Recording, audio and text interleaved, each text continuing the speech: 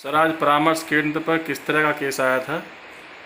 मैं डॉक्टर सतीश केरवाल, परिवार परामर्श केंद्र काउंसलर। आज केस इसी प्रकार का केस था। थाना सदर का लड़का था जो डिफेंस कॉलोनी है, और थाना सदर राजपूत चुंगी जो जहाँ की लड़की है। तो उसकी शादी 2004 में हुई थी और इनके 2 बच्चे हैं। बड़ी लड़की है और छोटा लड़का है।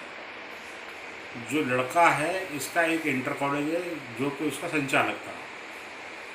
शादी के 8 साल बाद लड़के की मृत्यु हो गई। तो लड़के के पिता का कहना ये है कि सर ये घर से बच्चों को छोड़ के अपने मायके चली गई और मायके में कुछ दिन रहने लगी, और जो स्कूल था लड़के के नाम से था, नौमी लड़की थी।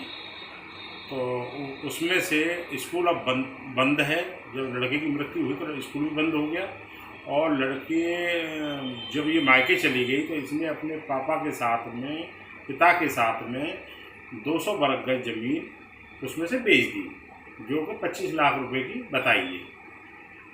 तो अब लड़की कहाँ है? तो लड़की के पिता का कहना ये है कि सर मेरे यहाँ लड़की थी, अब वो लड़की कहीं आश्रम में रह रही है।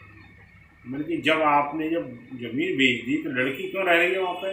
तो सर लड़की चली गई अपने बच्चे लड़के के पिता के साथ है, जबकि बच्ची बालिक है, उसने बीए भी कर रखी है। और लड़की से जब मैंने पूछा तुम्हारी माँ क्यों चली गई, तो सर पता नहीं क्यों चली गई, 8 साल हो गए आज तक वो आई नहीं हमारे पास, ना हमारा फ़ोन उठाती है। तो लड़की के पिता का कहना ये है कि सर बाकी की जो ज़मीन है उसको ये दे नहीं रहे, और ये लड़की को मेरी को रखना नहीं चाह रहे हैं। तो लड़के के पिता की जब काउंसलिंग की, लड़के के पिता का कहना ये है कि सर ये ज़मीन इन्होंने बेची थी 25 लाख रुपए में, उसका ये पूरा हिसाब बताएं तो वो पैसा कहाँ गया, और हम अपनी बहू को रखने के लिए तैयार हैं।